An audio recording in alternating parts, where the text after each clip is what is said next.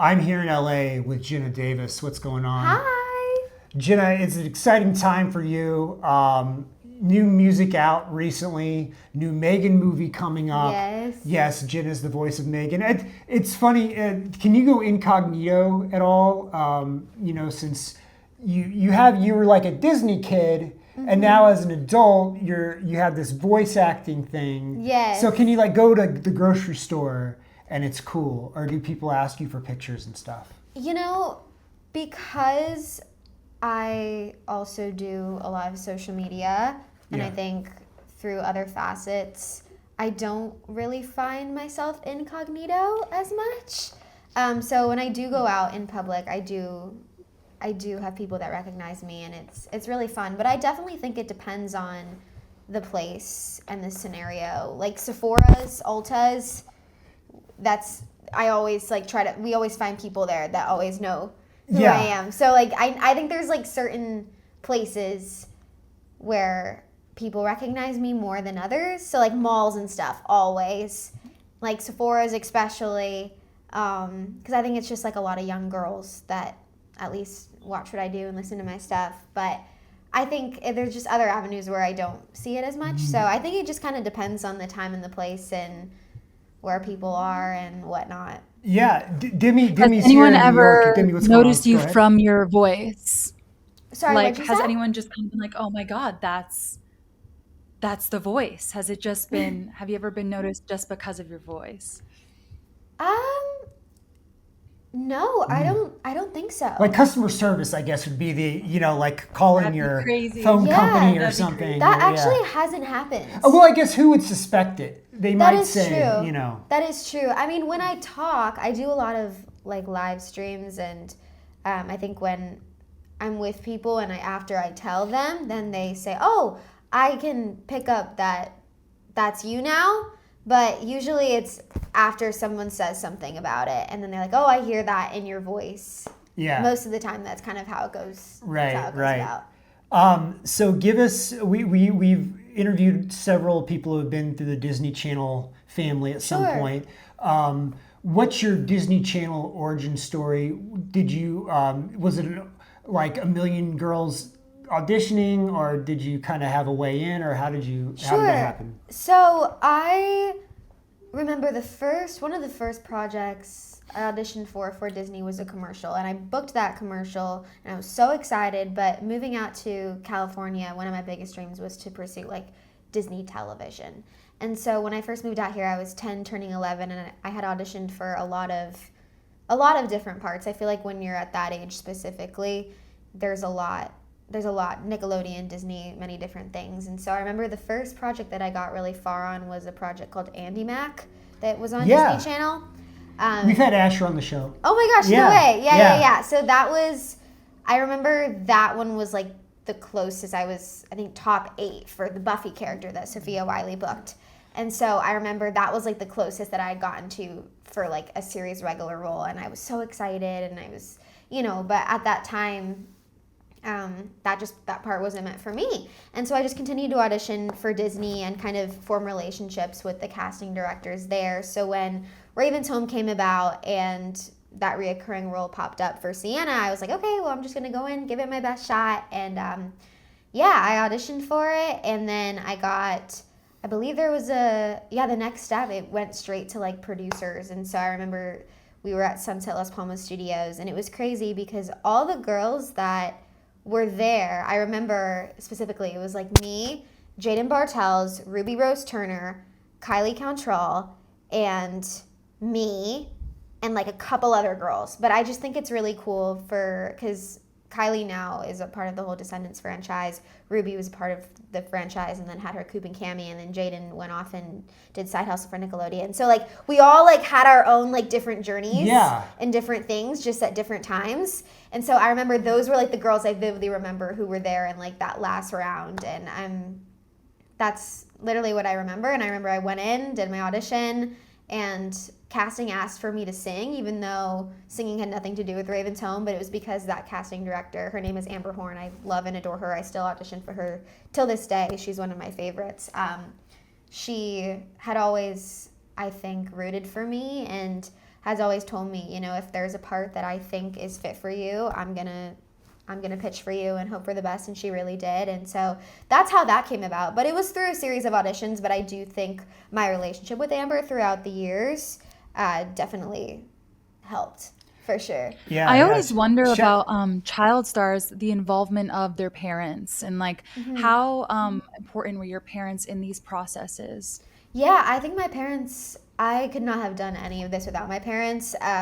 Moving out here at 10 years old and just doing that sacrifice as a family on my own, I mean, it's crazy. My family, it's just me and my parents. I don't have any other siblings. So only child as well. Yeah, I think that probably made it easier. I think if I had a sibling, it would be a bit more difficult.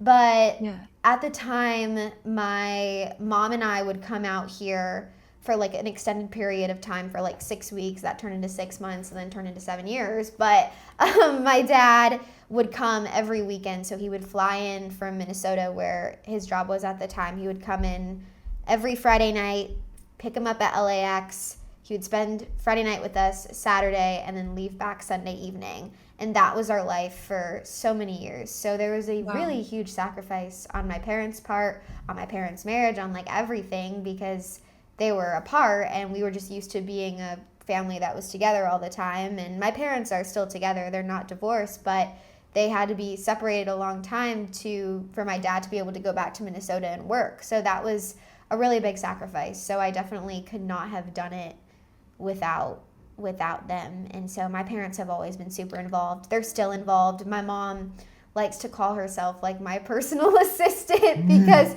she travels everywhere with me. She's just somebody that I turn to for advice the first time, like when I get a song back, she's the first person who hears it.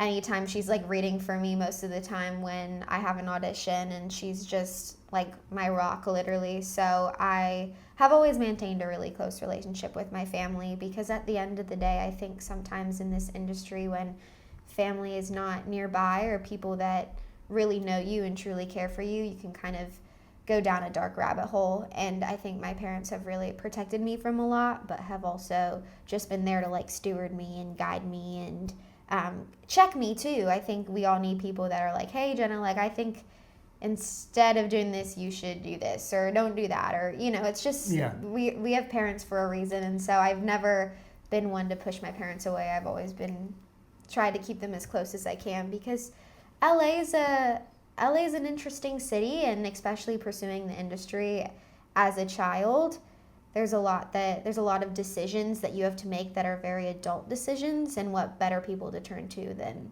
your parents. Yeah, exactly. Yeah. LA's a strange place. Demi kind of has a up and down relationship with LA. So I think everyone does. I think everyone has an up and down relationship. Yeah. I think so too. Yeah. Absolutely. It depends on, how good the party is, I guess. Are you happy, or are you waking up like, what the hell was that? You know what I mean? Yeah, absolutely. Yeah. So actually, the reason you're actually here, now we have the M3GAN movie coming up, but you're also a country singer. You have yes, and you have this song On a Budget. Yes, that's, I think, is it your most recent song? It's my most recent, correct? Yeah, that was good. All right. The nightmare for an interviewer is no, that's not there's all this something else. Awesome. Well, let's. So, what's that song about? Sure. So originally, the song is actually a old Kelsea Ballerini demo, in fact. And I don't take really a lot of outside cuts. I primarily write my own music, because that's very important to me, that it's very authentic. But for this project, I was asked, like, hey, would you want to explore anything like an outside cut? And I'm like, sure. I was a bit more hesitant, and I heard this song about a year back, and it was written by Kelsea, Shane McNally, and Jimmy Robbins, who are just fantastic writers. But when I heard the song, I found it to be very coincidental and authentic, in the sense that I was an online meme called Penny Nickel Dime. And for a very long time, and still to this day, I've received a lot of hate because of the meme, and I've always been called like Penny Nickel Dime Girl, and has been called all these different things. Even because, now. Even till this day. till this day, I will still be out in public and be like, oh, aren't you the girl that did that penny nickel dime video? And I'm like, oh my gosh, like there's so much other things I feel like I've done throughout the years. Like that is so old. Can we stop talking about that? But it's like still calling Sabrina Carpenter the rooster girl or the yeah, chicken it's girl like or exactly. something. It's like all these things. It's like, can we focus on my passions and other things that we're doing versus this meme? But anyway, because it had been such a big moment in my life, and because it was something that I guess affected me, because I dealt with so much online hate, and it was just like a very different. It was just becoming a meme is a very humiliating but funny but weird experience all at the same time. I think it's a different deal if you have no intention of being famous and you just happen to be like Bad Luck Brian or somebody like he wasn't trying to be an actor or a singer or something. Right. So I think it's different for someone who's in the public eye for something else. Correct. It is. It very much is. And so when I heard On a Budget as a demo, it was a clapback song to people that don't have anything nice to say about you. But all the lyrics revolved around money.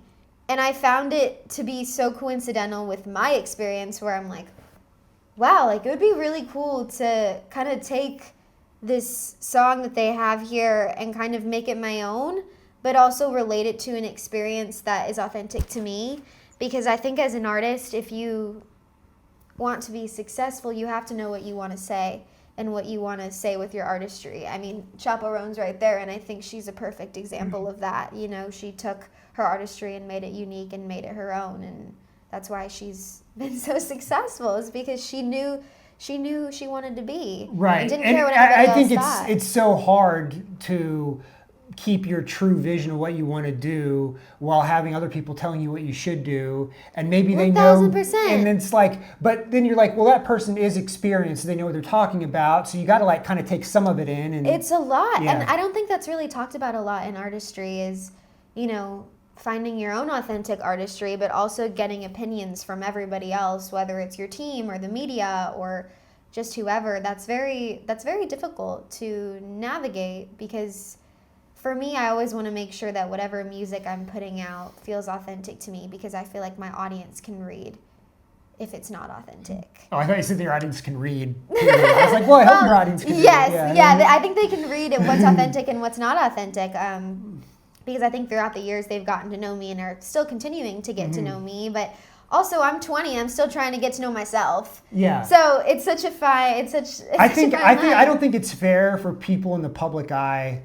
And I mean that both on the entertainment side and the sports side, that you have these people who are professionals, top of their game in big movies, sports, whatever, and they're expected to be full 35-year-old, fully fledged adults like that. Right. You know, I think it's an interesting time, because I feel like such an adult in my job and what I do, because I'm constantly like working and doing what I love, and I feel so grateful for that. But I also have to sit back and remember that most kids my age are still in college trying to figure out what they want to do. So I don't have to put too much pressure on myself where it becomes like, oh my gosh. Yeah. You know, I think, but when you're in this industry, it's kind of expected to always be on top of the game and know what you're going to do and know what you want to say. But it's like, sometimes you're like, okay, wait. But most people my age are still trying to figure out what they even want to do with their life. Yeah. So I think I'm okay. I can breathe and just take it day by day and enjoy it. I think that's what I've really been trying to do the most, is just enjoy creating and enjoy just creating music with people that I love, and also trying to be the most authentic to me. Right. Now, also going back to the meme, we've had Rebecca Black. We've interviewed her a few weeks ago, and I mean, she's a great example. 10 years later, almost. I mean, she's now touring with Katy Perry. You know what I mean? And you wouldn't think that kind of flip would have happened, but it did. And it's, forget the meme, babe. Fuck a meme. Yeah. Well, so you got to be happy with where you're at right now. Yeah, absolutely. I feel like this industry is always like, there's always more. There's always, you can do this. And my goal for just this whole summer, especially with M3GAN 2 and my forthcoming album coming out, I just want to enjoy it and just soak it all in. I think, whenever we go, I feel like the most popular question is, well, what's next for you? And I'm like, well, I just want to enjoy this right now. Right. And soak it all in. And then, but don't worry, I'm still also thinking about what's next too, and auditioning and working and doing all I can. But I think the most important thing is just trying to enjoy it and soak it all in versus trying to rush to the next thing, because I think that's very much our industry is always, well, what's next? What's next? What's next? That's exciting. Well, you'll get that question in a couple weeks. Yes. Yeah. Yes, that's going to be the next thing. You're like, well, I just want to enjoy this here, right now. Right. So you have M3GAN 2 coming out. First of all, let's get the M3GAN origin story. How did you become the voice of M3GAN? Sure. Yeah. So I got the audition through a casting director that I had known for quite some time. And it was just a voiceover audition. I knew that it was for a project called M3GAN, but I didn't really know it was for a movie. I had no clue it had anything to do with Universal or Blumhouse. All I knew was just like this AI robot, and I thought it was maybe for a video game. I really genuinely had no clue what it was for. I'm just the type of person, I'm like, hey, if it's a good fit, let me just give it a try and see what happens. And so that's what I did. And I went into my bedroom closet and I read, the brief and just kind of went for it and made a choice and sent it in and just kind of hoped for the best. I didn't really know what to think about it because I didn't know what it was going to become. And I think it's better that I didn't know. Yeah. I think it was better that I was just like, okay, we're just gonna wing it. Let's give it my best shot. And knowing the brief, it was like AI robot, and so I thought about it and I was kind of reading the lines, and I noticed that she was very sassy and had this like demeanor that was very different than a traditional robot, perhaps like Siri or Alexa. She had this very like fun personality about her, at least what I took from the lines, and so that's what I kind of went with. I think one of my biggest things as an actor is always trying to figure out how I can make myself different from everybody else auditioning. Yeah. And I was like, okay, well, I'm just gonna make a choice, and if they like it, they like it, and if they don't, I guess they don't. And they did, and they kept on calling me back, and I was like, maybe this could be something, but again, still didn't know what it was for, just kind of was winging it. And yeah, you didn't even know it was a horror movie at all. I didn't know until probably like my third or fourth audition. That's when I knew. I was like, oh, this is for a movie. Got it. Like, I was like, okay. And then my last step was Zooming with the director, Gerard Johnstone. And at the end of it, he told me, like, hey, are you ready? And I was like, huh, what do you mean? And he's like, you got it. And I was like, I did? I have no clue. I was shocked. It was the first time that I actually called my manager to tell her, hey, I just clarify this for me, but I think I booked it because the director said I did.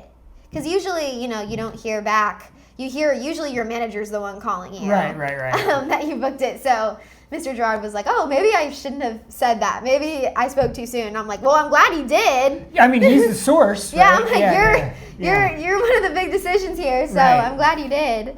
How much changed from your audition and your initial impression of what the character was going to be to what it ended up on screen? I would say it's pretty similar. Yeah? I would say it's pretty exact. Obviously, throughout the film, I got even a better gauge of her, and I got to really make her M3GAN, and it was a very collaborative process between Gerard and I, because he brought his vision, I brought mine, and we kind of brought the two together. But if I were to play you like my original audition, the voice and everything is the same. It's just, I got to, I finally, once I booked it, I got the whole entire script, and that, of course, opens more doors in my mind about her, because the more you know about the character, the better it's gonna be. Are you a horror person? Are you a Blumhouse person? Like, I had not watched really a single horror movie before I booked the film, and so whenever I was doing press, a lot of people were asking me, well, what's your favorite horror movie? Yeah. I looked up interviews on YouTube, and I'd sit back, and most of them, if you watch my interviews, like, oh, it's M3GAN, because it was like the only one that I'd ever watched, because I was such a chicken, and I was very scared of anything horror. But now I've actually expanded my knowledge and have watched a lot more horror films. I think because I got to see the behind the scenes of the film and notice that I don't have to be as scared. Yeah, right. Well, the actual logistics of making the film, were you on set saying the lines? Did you do the whole thing afterwards? Like, how did that?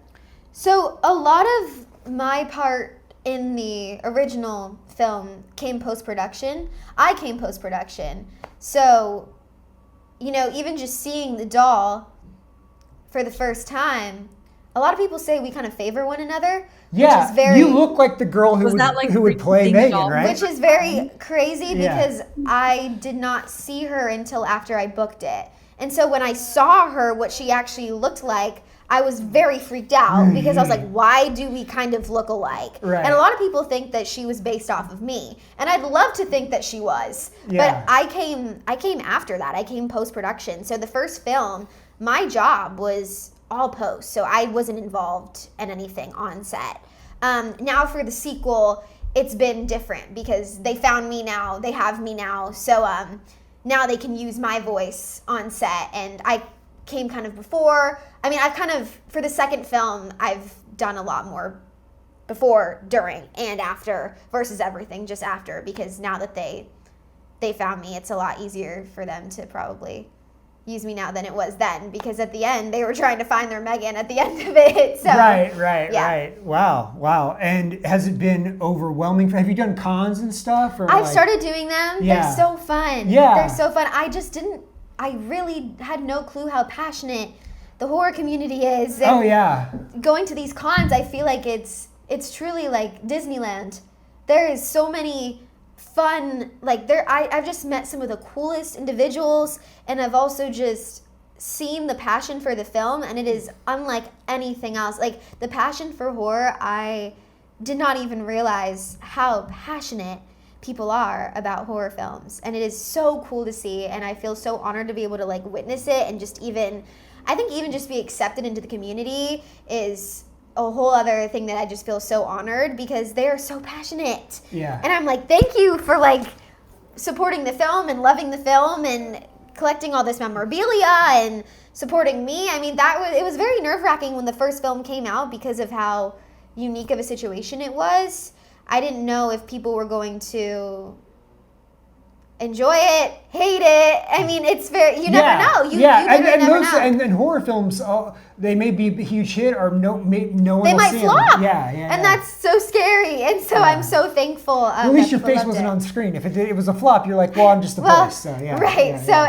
It's just, it feels very surreal, and I feel very grateful that people loved it as much, and the fact that we can even do a sequel or even do more than a sequel is mind-blowing to me. Well, and maybe it'll be like, like Chucky, like 20 years from I mean, now that's what I've been told, and that's really a crazy thing. It's like something that maybe I could be working on until I'm 30 or 40. Yeah, you can't smoke Marlboros. No, don't plan on it. We'll keep the chipmunk sound. Yeah. I want to talk a lot about actually country music. Yeah. And your relationship to it. Let me turn Demi up. Because you're a Texas girl. I know you went to LA when you were, I think, 10 or 11, but you are a Texas gal. So what is your relationship to country music, and who is your favorite country singer right now? So, ironically, because of the LA thing, and because I moved here when I was 10, so many people have this stereotype of, she's not country. But in my roots, my relative is Gene Autry, who is a country singing cowboy, and who Rudolph the Red-Nosed Reindeer. Rudolph the Red-Nosed Reindeer, exactly. Oh, wow. Yes, so that's a weird trivia thing to have. It's a very weird trivia thing, but it is true. Yeah, we are related from my dad's side, and so I think that's because of Texas. Because of that, I was always introduced to country very, very young. My mom was a piano and voice teacher, so she would introduce multiple facets of music to me when I was young, but I was always listening to Patsy Cline, Dolly, Parton, like just very traditional, like beautiful early country music, because that's what I was just always introduced to, and just also being from Texas, I think that's just a natural thing. But I'd always enjoyed like the storytelling of country music and how pure it was and how the stories were so raw and real. I've just always really enjoyed that. So I always knew growing up that country was something that I wanted to pursue, not just from the fact that it was from my background, but just because it's always just been my favorite genre since the beginning. And so I started going out to Nashville when I was 15, turning 16. and didn't sign with my team until I was 18. But throughout that time, I really just fell in love more and more with country music, and that's when I figured out, because I feel like when you're 12 or 11, you're still trying to figure out trying to figure out life, and so I didn't probably make that country music commitment till I was around 15 or 16, but I always knew like that was the genre where I wanted to go, because the stories are just so beautiful and raw, and I feel like it's what's most authentically me. I don't think me pursuing like R&B or anything like that would be authentic to me. Like when you don't do like an Iggy Azalea thing. No, exactly. Yeah. It's just not authentic to me. And like as an artist, you have to go with what's most authentic and what feels most true to you. And that's always been country for me. But I'd say my biggest inspirations, I'd say lyrically, I think Shania Twain has been just such an inspiration for me lyrically, because the wit of her lyrics are unlike any other that I've ever, like, she just has a wit but a class to her lyrics that I think are so fun, and something that I would only dream to be. Like, people have said like, hey, like I think your lyrics remind me a little bit of Shania, and that's like the biggest compliment ever, because I think her lyrics are so witty and fun, and you read some of her titles and you're like, oh my gosh, she's so clever. So I think in that facet, it's always been like Shania for like the whole lyric side. I've always been a big Kelsea Ballerini fan. She's fantastic. Carrie Underwood, hands down. Oh my goodness, have loved her music since I was this tall. Who else can I think? I mean, of course, Dolly. I think your voice reminds me of Miranda Lambert. Oh my goodness, thank you so much. Yeah, I've loved Miranda as well. I mean, there's just been so many female country artists that have just killed it and are just so incredible, and I think have been really big inspirations for me. I think I always try to waver from trying to copy anybody or try to be like, this is who I want to become, because I don't feel like that's artistry, because there already is that artist. Yeah. So you can always take inspiration, but I don't think there's anybody that I'm like, this is the exact career that I want, because I'm like, no, like I want to be myself and my own artistry to show for itself. But definitely always getting inspiration from so many other female country artists, in the sense of just how about they go about their life and their career and what they want to say, and always learning. I think that's so much of this industry is just like learning. Absorbing. Absorbing. Yeah, literally. Yeah. You mentioned Kelsea Ballerini. Your latest song originally was a demo, and you co-wrote a song with her a while back. Correct? DiCaprio. No, so that was also another demo. Okay. Yes. So, I want to know what DiCaprio was about. What's the connection there? DiCaprio was, Walker Hayes is also signed by my manager. I need like a graph here. So my manager has 3 clients, me, Walker Hayes, and Kylie Morgan. And so when I first was, meeting with my team before I was even signed with them, we did this thing called like a pitch meeting and like a listening meeting, and I had never done that before. That was very foreign. I was just used to writing songs in my bedroom. So that was very new to me. But they're like, hey, we just want to like, if you're open to outside cuts and you're open to hearing other songs, let's just sit down and just hear what other people have to say. I'm like, okay, cool. Like, I was like, I'm just going to hear. And so I remember we had the listening meeting, and nothing in the meeting really resonated with me. I was like, this doesn't feel like Jenna. Because if I'm going to cut an outside song that I didn't write, it has to feel like me. If not, I can't do it. Like, it's not, it wouldn't be authentic, and that's my music. I want my music to be authentic. And so, or at least something that I can relate to.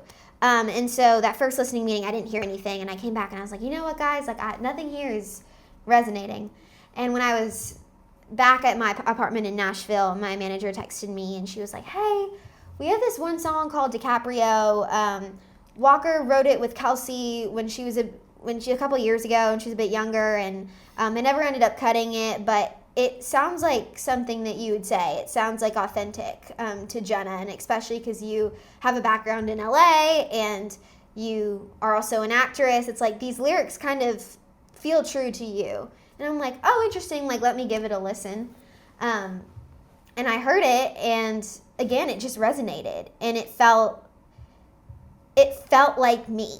And I think that's when I know if an outside cut is the right fit for me, is if it feels like Jenna. because I know if it does or if it doesn't. Yeah. And I think it has to relate to my life, and that's the way that On a Budget and DiCaprio both did. DiCaprio in the sense of my ties to LA, being in the acting world, a lot of the lyrics mention acting terms, and I think it's very cleverly written.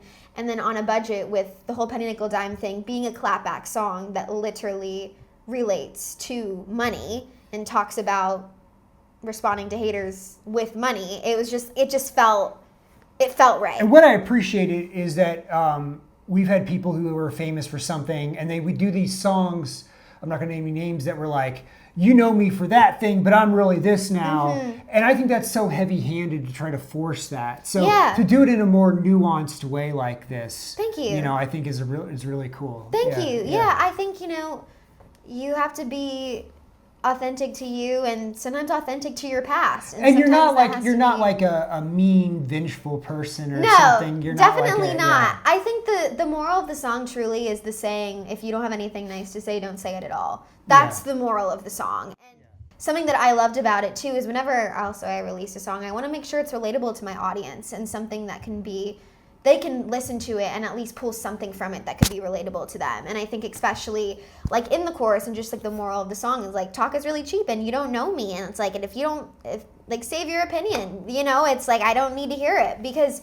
so many people can relate to that when they're dealing with their own life. I think about girls in middle school or girls in high school or just being online, having an internet persona, even just being online. Like everybody always faces drama and opinions and other people's perspectives. And I like that it's a clapback that doesn't have to just be for me telling the penny nickel dime haters, but it can be for anybody that's facing a time where they're getting either bullied or getting opinions, or there's always everybody in the world. It doesn't go a day without experiencing somebody else's negative opinion or feedback. We always get that, even if it's from friends or family or school or life or from anything. We always experience things that's like, what? Like, why'd you say that?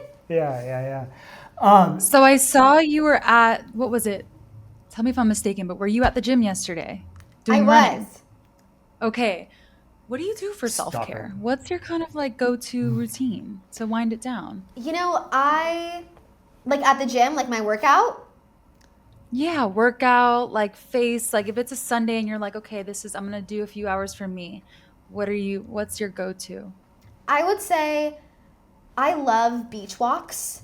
My apartment here in LA is near the beach. So I think just walking is one of the most therapeutic things.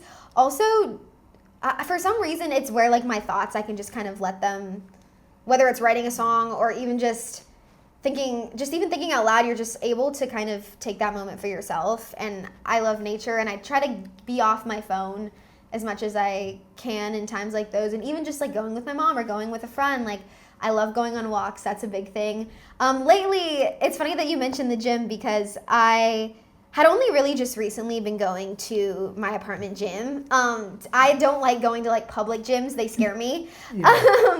But a good apartment gym is great though. Yes, when you have like enough stuff. When you have enough stuff, I don't need like the big muscle things. I have chicken arms. I don't even know how to operate any of those. Wait till the action movie. You're gonna be in like some kind of Predator reboot or something. Exactly. And so I just started kind of figuring out my treadmill workout, because I much prefer like walking outside and experiencing nature and like seeing things, because like being on a treadmill, you're just seeing the same thing over and over unless you're like looking on your phone. And I'm not the type that can like look on my phone and treadmill at the same time, or not treadmill, but walk and run at the same time. Like I'm not that coordinated. I think treadmill's a verb. I think we can. We can make it a verb. Yeah.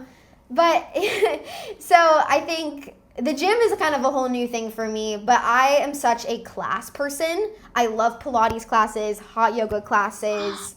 That is what I think is my type of workout. Like my friends always say, like, you're a class girl, you're not a gym girl. And I'm like, that's me. I love feeling that community. I think I also like being told what to do. Going to the gym, like in my apartment, I have to kind of make a schedule for myself of, hey, you're going to follow these workouts, are going to do this, because if Yeah. not, I'm going to walk around there not knowing what to do. Yeah. And I like being in a class atmosphere. I think feeling the energy of everybody else, and also being told, okay, here's what you're going to do, and then once this hour is done, you're done. Yeah, and also like I'm telling you what muscles to move and how to get a full workout. Yeah, exactly, because I think sometimes, you know, when you're by yourself, you can get a little bit distracted. I mean, Yeah. I have friends they just grew up going to the gym, so they know exactly what to do. Yeah. But for me, I'm still kind of learning through all that. Were there any sports in your childhood? I was terrible at anything related to sports. Okay. Anything. Like, I was the last picked at kickball at my school. Hated anything related to like a ball coming into I was like, oh my gosh, that's the scariest thing ever. I did pursue dance and a little bit of cheerleading. I know that's like an arguable thing. Some people are like, that's It's athletic. not a sport. It needs athletic. It's athletic. So Yeah. I did competitive dance and then competitive cheer for a little while. So that is like the most athletic I've ever been. But volleyball, softball, soccer, no. Everybody in my school would always be like, yep, Jenna's picked last. Anybody that wants to do sports or have anything related to that, just stay away from her. She's not that coordinated. Right. Well, I'll see. I'll look out and see if you show up in any celebrity softball games. at Yeah, some you point. know, Yeah. if it would probably be more for the comedic effect Yeah, than it would be. yeah. It's like, I remember one of my friends was like, hey, we're going to do like a family kickball night. You coming? I said, absolutely not. I can sit and I can watch, but anything about like a ball coming cheerleader, towards me is a nightmare. you know? Yeah. Yeah, exactly. I'll be on the sidelines cheering you on.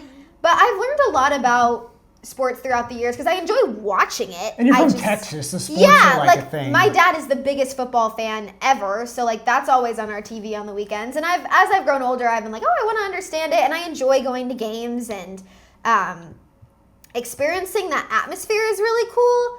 But I have so much respect for anybody that plays sports because I can't. I'm very not coordinated that way. Right.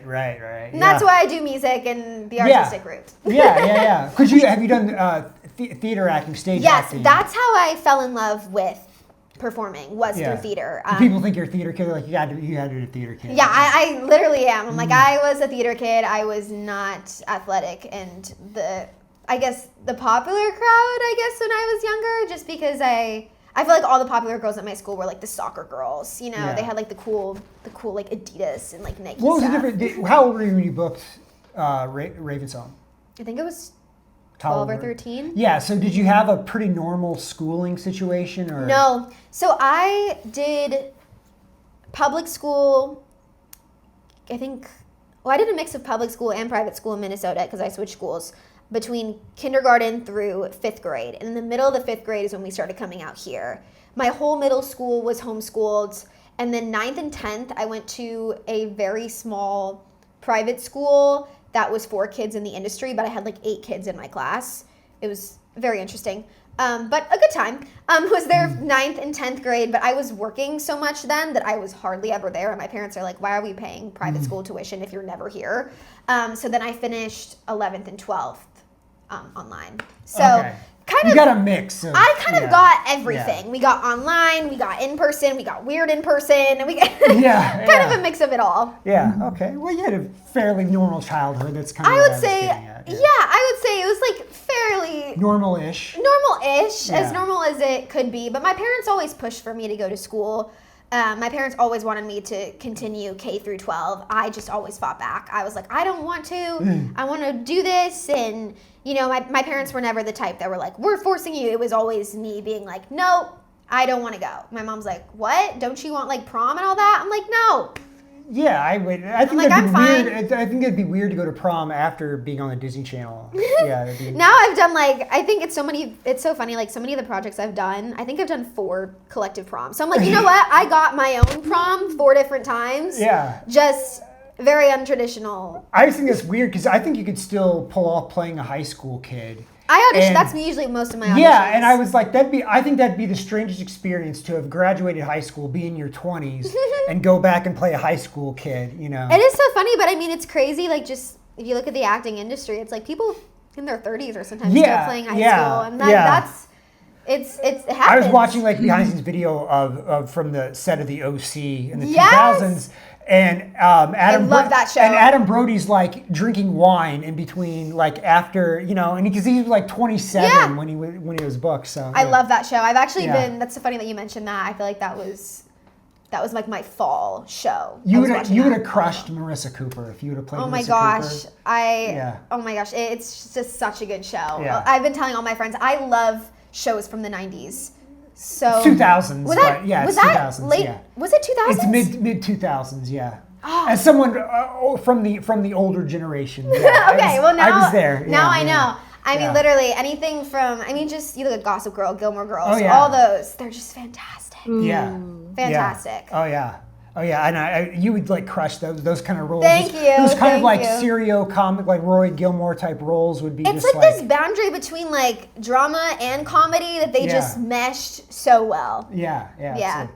All right, well, we'll let you go. We've been talking a long time here, but thank you so much, Thank you, Jenna, guys. for joining us. Appreciate when's M3GAN 2 out? June 27th, June 27th. And when do you have a date for the debut album? same day. Oh, We're wow. dropping on the Wow. same Wow. day because we're like, you know what? Let's just put it all out there. That'll be a day you'll remember for the rest. You'll be 75 years old and you'll be like, I remember. I remember June 27th in my head for the rest of my I'm life. excited for you and a little bit overwhelmed for you. Thank Yeah. you. It'll be fun. Yeah, You know, they always say go big or go home when I bring you from Texas, so might as well. Right. All right, guys, that'll be it for us. Go to jordandemi.tv for all of our past episodes and follow me on Instagram at Jordan Edwards Studio. Follow Demi at Demi_Ramos. We'll see you next time.